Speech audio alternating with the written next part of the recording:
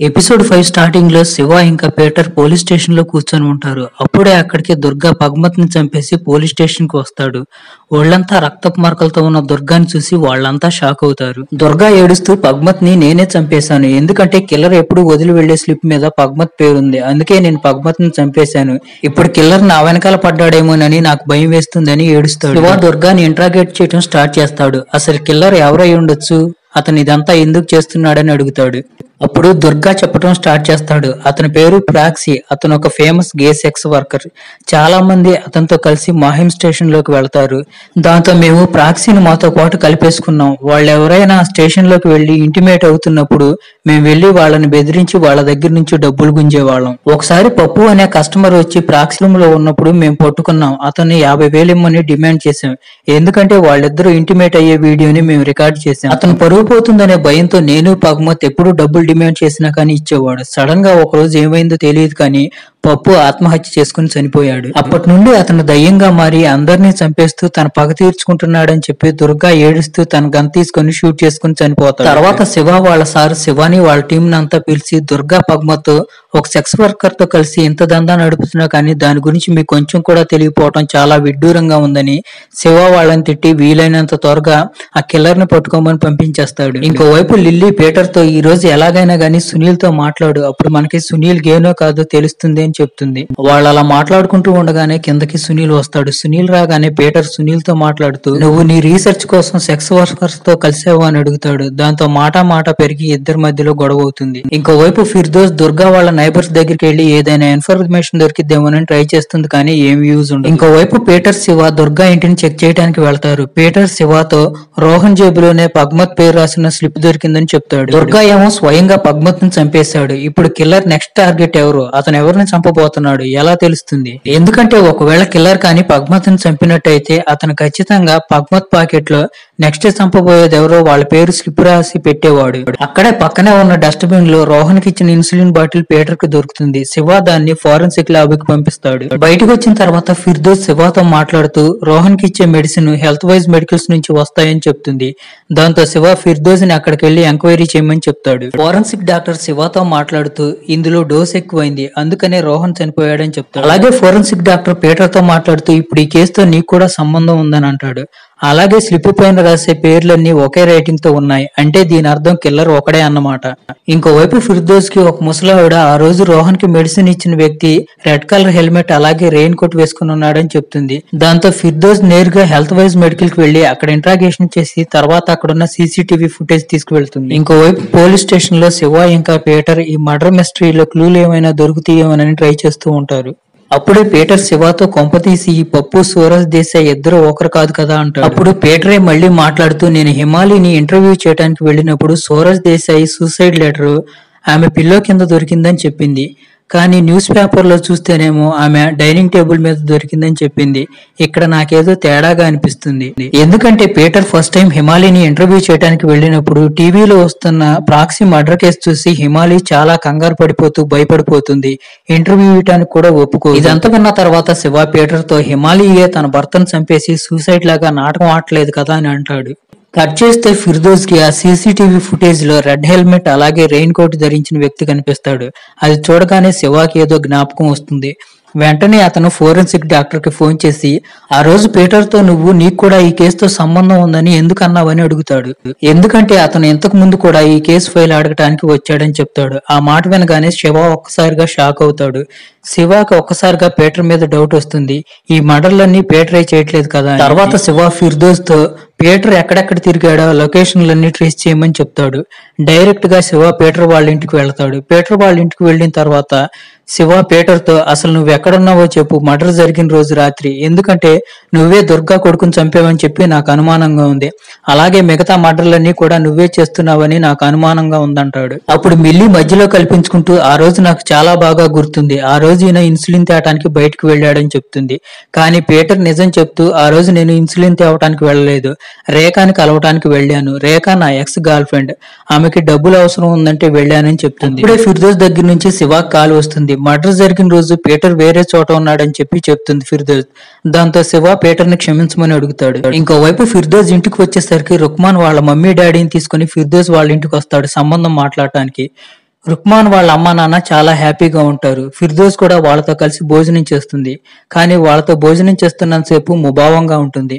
ఇదంతా రుక్మాన్ వాళ్ళ నాన్న గమనించి సైలెంట్ గా ఏం మాట్లాడకుండా అక్కడి నుండి వెళ్లిపోతారు. ఇంకోవైపు శివ వాళ్ళ నాన్నతో కలిసి భోజనం చేయడానికి వాళ్ళ నాన్న పనిచేసే దగ్గరికి వస్తాడు. ఎందుకంటే శివకి అర్థం అవుతుంది తన కొడుకు తనకు ఎలా దూరం అవుతున్నాడో తను కూడా వాళ్ళ నాన్నకు అలా దూరం అవుతున్నానని. కట్ చేస్తే ఇంకోవైపు సునీల్ దగ్గరికి పీటర్ వెళ్లి నీకు యూనిట్ తెలుసా అని అడుగుతాడు. దానికి సునీల్ అవును నాకు తెలుసు, ప్రాక్సీ ద్వారా నేను యూనిట్ ని కలిశానని చెప్తాడు. అప్పుడు పీటర్ ఆశ్చర్యపోతూ వీళ్ళందరికీ నువ్వు కొంచెం దూరంగా ఉంటే మంచిదని చెప్తాడు. అప్పుడు సునీల్ పీటర్ తో మీరు వాళ్ళ గురించి తప్పుగా అర్థం చేసుకుంటున్నారు, ఒక్కసారి మీరు వాళ్ళని కలవండి, వాళ్ళేంటో మీకే అర్థం అవుతుందని చెప్తాడు. ఆ మాటతో పీటర్ కూడా వాళ్ళని కలవటానికి ఒప్పుకుంటాడు. ఇంకోవైపు లెస్లీకి ఎయిడ్స్ ఉందని తెలుస్తుంది. దాంతో లెస్లీ విరాల్తో మాట్లాడుతూ నువ్వు నాతో ఉండి నీ జీవితం నాశనం చేసుకోకు, ఇక్కడ నుండి వెళ్లిపోమని చెప్తాడు. తర్వాత రోజు భోజనానికి యూనిట్ ని సునీల్ వాళ్ళ ఇంటికి ఇన్వైట్ చేస్తాడు. యూనిట్ రెడీ అయి సునీల్ వాళ్ళ ఇంటికి వెళ్తూ ఉంటాడు. ఇక్కడతో ఎపిసోడ్ 5 ఎండ్ అయిపోతుంది. ఎపిసోడ్ 6 స్టార్ట్ అవగానే స్టోరీ కొంచెం ఫ్లాష్ బ్యాక్ లోకి వెళ్తుంది. సూరజ్ దేశాయ్ ప్రాక్సీతో ఇంటిమేట్ అవడానికి టాయిలెట్ లోకి వెళ్ళగానే ప్రాక్సీ అక్కడ తన మొబైల్లో నుంచి కాల్ రికార్డ్ చేస్తూ ఉంటాడు. దాన్ని పగ్మత్ ఇంకా దుర్గా వాళ్ళ ఫోన్ లో చూస్తూ ఉంటారు. టైం చూసుకుని వాళ్ళిద్దరూ వచ్చి సూరజ్ ని బ్లాక్ మెయిల్ చేస్తూ డబ్బులు డిమాండ్ చేస్తూ ఉంటారు. ఇక్కడతో సీన్ కట్ అవుతుంది. కట్ చేస్తే యూనిట్ సునీల్ వాళ్ళ ఇంటికి భోజనానికి వస్తాడు.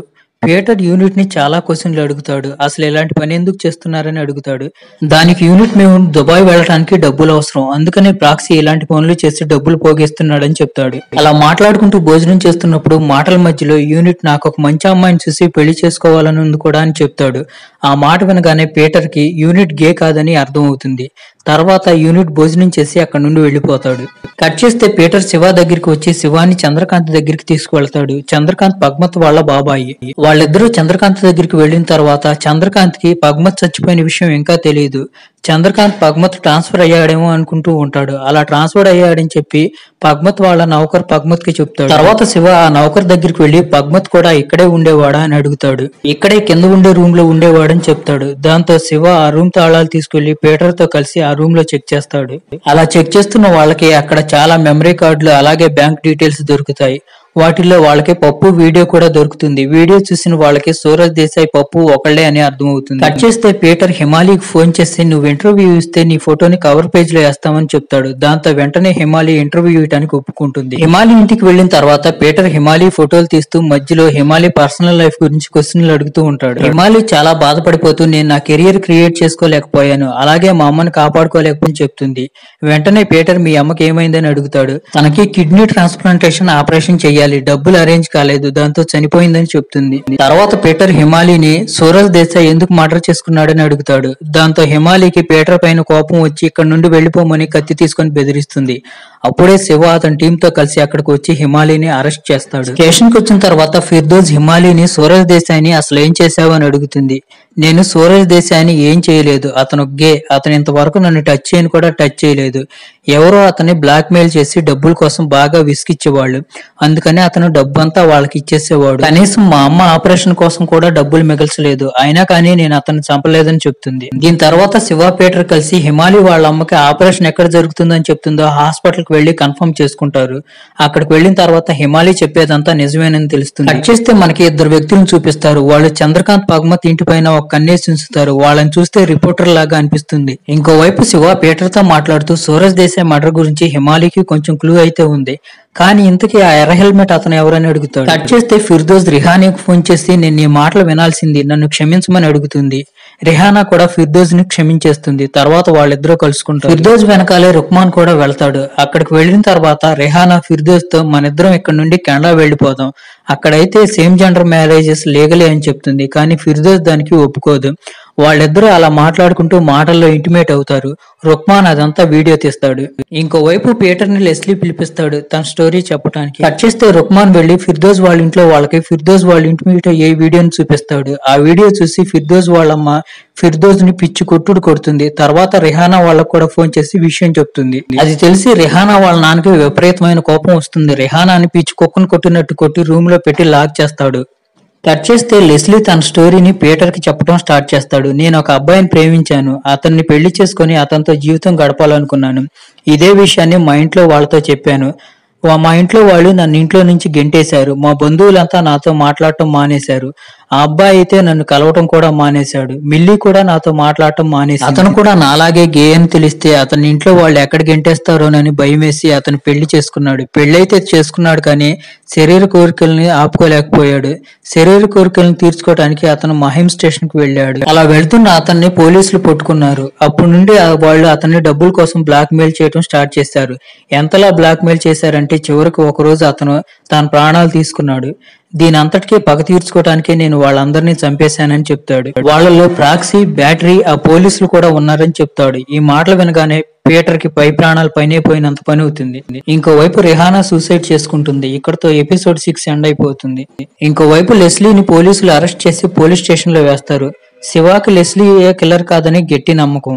అప్పుడే కానిస్టేబుల్ స్వీట్స్ తీసుకుని వస్తాడు. కిల్లర్ ని పట్టుకున్నారని చెప్పి వాళ్ళ సారు స్వీట్స్ పంపిస్తాడు. శివ, పీటర్ హ్యాపీగా ఉండరు. ఎందుకంటే లెస్లీ కిల్లర్ కాదేమోనని వాళ్ళిద్దరు అనుమానం. తర్వాత పీటర్ ఇంటికి వెళ్లిపోతాడు. మిల్లీ పీటర్ తో లెస్లీ గురించి చెప్తూ చాలా బాధపడిపోతూ ఉంటుంది. గే అయితే ఈ సొసైటీలో అంత బాధపడాలా? గేని ఇంతలా హింసిస్తారా? ఒకవేళ మన అబ్బాయి కూడా గే అయితే రేపు సొసైటీలో ఇన్నే బాధలు అనుభవించాలని భయపడుతూ ఉంటుంది. ఇంకోవైపు ఫిర్దోస్ ని వాళ్ళమ్మ ఇప్పుడు రిహానా కూడా లేదు కాబట్టి వేరే పెళ్లి చేసుకోమని ఫోర్స్ చేస్తూ ఉంటుంది. ఇంకోవైపు పోలీస్ స్టేషన్ లో శివ ఈ కేసుకు సంబంధించిన ఫైల్స్ అన్నిటిని అడుగుతాడు. ఎందుకంటే అతనికి ఏదో చిన్న లాజిక్ మిస్ అవుతున్నట్టుగా అనిపిస్తుంది. ఇంకోవైపు ఆ రోజు సాయంత్రం భోజనం చేస్తున్నప్పుడు పీటర్ సునీల్ ని ఈ మధ్య నువ్వు ఎక్కడికి వెళ్తున్నావు, తరచుగా అసలు కనిపించట్లేదని అడుగుతాడు. దాంతో సునీల్ కి కోపం వచ్చి అక్కడి నుండి వెళ్లిపోతాడు. తర్వాత శివ ఫిర్దోస్ గురించి మిగతా కానిస్టేబుల్స్ ని అడుగుతాడు. ఎందుకంటే ఫిర్దోస్ 2 రోజుల నుంచి పోలీస్ స్టేషన్ కి రావట్లేదు, ఎవరో మాకు తెలియదని చెప్తారు. తర్వాత శివ ఫిర్దోస్ టేబుల్ దగ్గర ఒక కార్డును చూపిస్తాడు. ఆ కార్డు మీద రెహానా ఐ లవ్ యూ అని రాసి ఉంటుంది. దాన్ని చూసి శివాకి ఫిర్దోస్ కూడా గే అని అర్థం అవుతుంది. శివ పీటర్ తో ఫిర్దోస్ విషయం చెప్తాడు. సమాజం వల్ల గే కమ్యూనిటీ అనేది చాలా ఇబ్బంది పడుతుందని చెప్పి పీటర్ అంటాడు. తర్వాత శివ ఇంటికి వెళ్తున్నప్పుడు వాళ్ళ నాన్న దగ్గరికి వెళ్తాడు. వాళ్ళ నాన్న విపరీతమైన జ్వరంతో బాధపడుతూ ఉంటాడు. శివ వాళ్ళ నాన్నని ఇంటికి తీసుకువెళ్లి సేవలు చేస్తాడు. కానిస్టేబుల్ దగ్గర ఏదో పని చేసుకుంటున్న శివకి రీసెంట్ గా చనిపోయిన వాళ్ళ ఫోటోలన్నీ కనిపిస్తాయి. దాంట్లో రిహానా ఫోటో కూడా ఉంటుంది. ఇంకోవైపు ఫిర్దోస్ కి పెళ్లి చూపులు జరుగుతూ ఉంటాయి. అప్పుడే అక్కడికి శివ కూడా వెళ్తాడు. తర్వాత ఫిర్దోస్ దగ్గరికి వెళ్లి శివ, నీ గురించి నాకంతా తెలుసు, నువ్వేం భయపడబాకు, జరిగింది ఏదో జరిగిపోయింది, తిరిగి డ్యూటీలో జాయిన్ అవ్వమని చెప్తాడు. దానికి ఫిర్దోస్ కూడా ఓకే అంటుంది. తర్వాత శివ బయటకు వచ్చి పెళ్లి చూపులకు వచ్చిన వాళ్ళతో ఫిర్దోస్ ఒక గయ్యాళి గంప అని చెప్పి వాళ్ళని భయపెడతాడు. వాళ్ళు కూడా భయపడిపోయి వెళ్లిపోతారు. కట్ చేస్తే ఇంకోవైపు పీటర్ లెస్లీ ఇంటికి వచ్చి ఏదో వెతుకుతూ ఉంటాడు. అతను వెతికేది ఏదో అతనికి దొరకదు. స్టేషన్ కు వచ్చిన శివతో లెస్లీ ఆ మర్డర్లు నేను చేయలేదని చెప్తాడు. ఇంతకు ముందు ఎందుకు అబద్ధం చెప్పావు, ఇప్పుడు ఎందుకు నిజం చెప్తున్నావు, చాలా విచిత్రంగా ఉంది అంటాడు శివ. ఇంతకు ముందు నేను HIV టెస్ట్ చేయించుకున్నాను, పాజిటివ్ అని వచ్చింది. రీసెంట్ గా మళ్ళీ టెస్ట్ చేయించుకున్నాను, నెగిటివ్ అని వచ్చిందని చెప్తాడు. తర్వాత పీటర్ లెస్లీ ట్యాబ్ లో నుంచి కిల్లర్ కి సంబంధించిన ఇన్ఫర్మేషన్ ని గ్యాదర్ చేస్తూ ఉంటాడు. అప్పుడే అక్కడికి విరాల్ వస్తాడు. విరాల్ని చూసి పీటర్ కంగారు పడిపోతూ లెస్లీ తనకు సంబంధించిన సామాన్లు కొన్ని తీసుకురమ్మన్నాడు, అందుకే వచ్చానని చెప్పి మాటల మధ్యలో పీటర్ విరాల్ తో ఈ మర్డర్లన్నీ నాకు లెస్లీ చేసినట్టు అనిపించట్లేదు, ఎవరినో కాపాడటానికి లెస్లీ ఈ మర్డర్లన్నీ తన మీద వేసుకున్నట్టుగా అనిపిస్తుంది, నీకేమనిపిస్తుందని అంటాడు. ఆ మాటలన్నీ విని విరాల్ ఏమీ మాట్లాడు. ఇంకోవైపు జైల్లో లెస్లీ శివాకి చెప్తూ ఆ HIV రిపోర్ట్ ని నాకు ఇచ్చింది విరాల్, నేను ఎటు చనిపోతున్నాను కదా, ఆ మర్డర్ ని నా మీద ఎందుకు వేసుకోకూడదు అనుకున్నాను, ఎందుకంటే ఆ మర్డర్లన్నీ విరాలే చేశాడు. ఇంకో విషయం ఏంటంటే ఆ పగ్మత్, దుర్గా అలాగే ఆ ప్రాక్సీ సూరజ్ ని బ్లాక్ మెయిల్ చేసి విరాల్ వాళ్ళ అమ్మ ఆపరేషన్ కోసం దాచుకున్న డబ్బుల్ని కొట్టేశారు. అంటే హిమాలి ఇంకా విరాల్ బ్రదర్ అండ్ సిస్టర్ అన్నమాట. మాటల మధ్యలో విరాల్ మాట్లాడుతూ పీటర్ తో లెస్లీకి నేనంటే చాలా ఇష్టం అని, లెస్లీ నన్ను చాలా ప్రేమిస్తున్నాడని, అతను నాకు ఒక రింగ్ ని గిఫ్ట్ గా ఇచ్చాడని చెప్పి ఆ గిఫ్ట్ కూడా చూపిస్తాడు. అప్పుడే పీటర్ కి శివ దగ్గర నుంచి ఒక ఫోటో వస్తుంది. అదే కిల్లర్ ఫోటో. ఆ ఫోటో చూడగానే పీటర్ పై ప్రాణాలు పైనే పోతాయి. ఎందుకంటే కిల్లర్ తన ఎదురుగానే కూర్చొని ఉన్నాడు. ఇంకోవైపు లెస్లీ ఈ టైం కి విరాల్ నా ఇంట్లోనే ఉంటాడని చెప్తాడు. విరాల్ పీటర్ ని కూడా చంపేయబోతాడు. అప్పుడే అక్కడికి శివ తన టీం తో చేరుకుంటాడు. ఆ సైరన్ మోత వినగానే విరాల్ అక్కడ నుండి పారిపోతాడు. ఇక్కడతో ఎపిసోడ్ 7 ఎండ్ అయిపోతుంది. ఎపిసోడ్ 8 స్టార్ట్ అవగానే ఫిర్దోస్ హిమాలయని ఇంట్రాగేట్ చేస్తూ విరాల్ గురించి అడుగుతుంది. హిమాలి నాకేం తెలియదని చెప్తుంది. మళ్ళీ ఫిర్దోజే మాట్లాడుతూ సూరజ్ దేశాయిని నువ్వే చంపేశావు, నువ్వే చంపేసి అతనంతటికి అతనే చనిపోయినట్టు ఫేక్ సూసైడ్ నోట్ క్రియేట్ చేసావని చెప్తుంది. ఆ మాట వినగానే హిమాలి భయపడిపోతుంది. కట్ చేస్తే మూవీ 3 నెలలు వెనక్కి ఫ్లాష్ బ్యాక్ లోకి వెళ్తుంది. విరాల్ సూరజ్ దేశాయిని పిచ్చి కొట్టుడు కొడతాడు. ఎందుకంటే వాళ్ళ అమ్మ ఆపరేషన్ కి నుంచి డబ్బులన్నీ సూరజ్ దేశాయ్ బ్లాక్ మెయిలర్స్ కి ఇచ్చేస్తాడు. అలా బాగా కొడతాడు. కొట్టిన తర్వాత బ్లాక్ మెయిలర్స్ ఎవరున్నారో వాళ్ళందరి పేర్లు ఒక పేపర్ మీద రాయిస్తాడు. పేపర్ మీద రాయించిన తర్వాత సూరజ్ దేశాయ్ ని బిల్డింగ్ పై నుంచి కింద పడేస్తారు. దాంతో సూరజ్ దేశాయ్ చనిపోతాడు. దాంతో బ్రదర్ సిస్టర్ ఇద్దరు కలిసి ఒక ఫేక్ సూసైడ్ నోట్ క్రియేట్ చేస్తారు. అని హిమాలి జరిగిందంతా ఫిర్దోస్ కి చెప్తుంది. కట్ చేస్తే ఇంకోవైపు విరాల్ ని చూపిస్తారు. విరాల్ ఎక్కడికో పారిపోతూ ఉంటాడు. అన్నిటికంటే ముందు విరాల్ తన ఫోన్ ని వేరే ఒక అన్నోన్ పర్సన్ బ్యాగ్ లో పడేస్తాడు. పోలీసులు విరాల్ ఫోన్ ని ట్రేస్ చేసి అక్కడికి వెళ్లేసరికి వాళ్ళకి విరాల్ దొరకడు, ఎవరో దొరుకుతారు. ఇంకోవైపు పోలీస్ స్టేషన్ లో పీటర్ లెస్లీ దగ్గరికి వెళ్లి విరాల్ ని పట్టుకోవడానికి మాకు హెల్ప్ చేయమని అడుగుతాడు. విరాల్ డైరెక్ట్ గా ఒక క్లబ్ లోకి వెళ్తాడు. అక్కడికి వెళ్లిన తర్వాత ఒక గోండాకి కొంచెం డబ్బులు ఇచ్చి తనని కాపాడమని అడుగుతాడు. ఇంత కొంత డబ్బుల్లో పని అవదని చెప్తాడు అతను. తర్వాత విరాల్ ఎలాగైనా ఒక వారమైనా ఉండేయమని బతిమలాడతాడు. ఇంకోవైపు శివ వాళ్ళ సార్ దగ్గరికి వెళ్లి లెస్లీని తనతో పాటు బయటికి తీసుకువెళ్ళడానికి పర్మిషన్ అడుగుతాడు. అలాగైనా గానీ విరాల్ని పట్టుకోవచ్చని. అయితే శివ వాళ్ళ సారు లెస్లీని బయటికి తీసుకువెళ్ళడానికి ఒప్పుకోడు. నైట్ అయిన తర్వాత శివ లెస్లీని పీటర్ తో పంపించేస్తాడు. పీటర్ లెస్లీని ఒక టాక్సీ డ్రైవర్ దగ్గరికి తీసుకువెళ్తాడు. ఆ టాక్సీ డ్రైవర్ తోనే విరాల్ ఎక్కువగా తిరుగుతూ ఉంటాడు. ఆ టాక్సీ డ్రైవర్ నిన్న విరాల్ తన ఫ్రెండ్ దగ్గరికి వెళ్ళాడని చెప్తాడు. తర్వాత పీటర్ లెస్లీ కలిసి అతని ఫ్రెండ్ దగ్గరికి వెళ్లి విరాల్ 5 మర్డర్లు చేశాడు, ఇప్పుడు ఎక్కడున్నాడో దొరకడం లేదని అడుగుతాడు. విరాల్ ఫ్రెండ్ కూడా ఇప్పుడు విరాల్ ఎక్కడున్నాడో నాకు కూడా తెలియదని చెప్తాడు. తర్వాత విరాల్ ఫ్రెండ్ వెళ్లి విరాల్ ని కొట్టి నువ్వు ఇక్కడ నుండి వెళ్లిపో, నీ మూలంగా నేను ఇరుక్కుపోతానని కొడతాడు. విరాల్ తన ఫ్రెండ్ ని బతిమలాడుతూ ఉదయం వరకు నన్ను ఎక్కడే ఉన్నీవు, ఉదయాన్నే నేను వెళ్లిపోతానని అడుగుతాడు. ఇంకోవైపు పోలీస్ స్టేషన్ దగ్గర కొంతమంది ఆర్టికల్ 377 ని రద్దు చేయాలని చెప్పి ధర్నా చేస్తూ ఉంటారు. ఇదంతా చూసి శివ వాళ్ళ సార్ వాళ్ళ మీద జోకేస్తాడు. ఆ జోక్ వేయగానే ఫిర్దోస్ కూడా కోపం వస్తుంది. ఫిర్దోస్ కూడా వాళ్ళల్లో జాయిన్ అవుతుంది. తర్వాత రోజు పీటర్ వచ్చి లెస్లీకి బెయిల్ ఇప్పిస్తాడు, ఎందుకంటే కిల్లర్ విరాల్. తర్వాత శివ వాళ్ళ సార్ శివతో మాట్లాడుతూ ఫిర్దోస్ కూడా వాళ్ళలో కలిసిపోయింది, ఫిర్దోస్ కి అగ్నెస్ట్ గా ఏదైనా యాక్షన్ తీసుకోమంటాడు. దానికి శివ ఫిర్దోస్ చేస్తుంది నాకేం తప్పుగా అనిపించట్లేదు అంటాడు. దానికి శివ వాళ్ళ సార్ శివాని తిడతాడు. లెస్లీ పోలీస్ ఫిర్దోస్ వాళ్ళు చేస్తున్న పరేడ్ లో జాయిన్ అవుతాడు. లెస్లీతో పాటు పీటర్ కూడా ఉంటాడు. పీటర్ లెస్లీ ఫోన్ చూస్తున్నప్పుడు విరాల్ ఉంగరం పెట్టుకున్న విరాల్ ఫ్రెండ్ పీటర్ కనిపిస్తాడు. దాంతో నిన్న వాళ్ళు అక్కడికి వెళ్ళినప్పుడు విరాల్ కూడా అక్కడే ఉన్నాడని పీటర్ కి అర్థం అవుతుంది. అక్కడికి వెళ్లి చూసేసరికి విరాల్ ని ఎవరో దారుణంగా మర్డర్ చేసి చంపేసి ఉంటారు. విరాల్ ఫ్రెండ్ ని విరాల్ ని లెస్లీ ఏమైనా చంపాడా అని శివ అడిగితే దానికి అతను లెస్లీ చంపలేదు, నిన్న నేను తాగున్నాను, ఆ మత్తులో ఎవరో నా తాళాలు తీసుకుని ఇలా చేశారని చెప్తాడు. బయటకు వచ్చిన తర్వాత శివ పీటర్ తో మాట్లాడుతూ విరాల్ ని ఎవరైతే చంపారో వాళ్ళకి సంబంధించిన వాళ్లే ఎవరో పగ తీర్చుకోవడానికి విరాల్ ని చంపేస్తుంటారని అంటాడు. ఫోరెన్సిక్ డాక్టర్ చనిపోయిన జంతువుల చర్మం ఒలిచే కత్తితో విరాల్ ని చంపేశారని చెప్తాడు. కట్ చేస్తే సునీల్ ఇంటికి వచ్చిన తర్వాత పీటర్ కి మిల్లీకి తాను గే అని చెప్తాడు. ఆ మాట విని వాళ్ళిద్దరూ పెద్దగా రియాక్ట్ అవరు. అప్పుడే సునీల్ కి యూనిట్ దగ్గర నుంచి మెసేజ్ వస్తుంది, బ్రదర్ నాకు జాబ్ వచ్చింది, దుబాయ్ వెళ్తున్నానని. ఆ మాట వినగానే పీటర్ సంతోషపడిపోతూ మంచిగా అయింది, యూనిట్ దుబాయ్ వెళ్ళటానికి సెక్స్ వర్కర్ గానే మారాడు, అంతకు మించి ఇంకా ఏం చేయలేదని అంటాడు. దానికి సునీల్ యూనిట్ ఒక జంతువుల హాస్పిటల్లో పనిచేస్తాడు, అక్కడ చనిపోయిన జంతువులు చర్మం ఒలుస్తాడని అంటాడు. ఆ మాట వినగానే పీటర్ ఒక్కసారిగా షాక్ అవుతాడు. వెంటనే పీటర్ ఆ విషయాన్ని శివాకి చెప్పి యూనిట్ ని పోలీస్ స్టేషన్ కి పిలిపించమంటాడు. పోలీస్ స్టేషన్ కి వచ్చిన తర్వాత యూనిట్ ని విరాల్ మర్డర్ గురించి అడిగితే యూనిట్ ఏం మాట్లాడకుండా అలాగే చూస్తూ ఉంటాడు. దాంతో శివ ప్రాక్సీ గురించి తప్పుగా మాట్లాడతాడు. కోపం వచ్చి యూనిట్ టేబుల్ కి తలేసి కొట్టుకుంటాడు. తర్వాత అతన్ని అరెస్ట్ చేస్తారు. పీటర్ శివతో మాట్లాడుతూ కాసేపు నన్ను యూనిట్ తో మాట్లాడి నువ్వు, దాంతో ఆమె నిజమేంటో అందరికీ తెలుస్తుంది అంటాడు. శివ కూడా పీటర్ ని యూనిట్ తో మాట్లాడటానికి ఒప్పుకుంటాడు.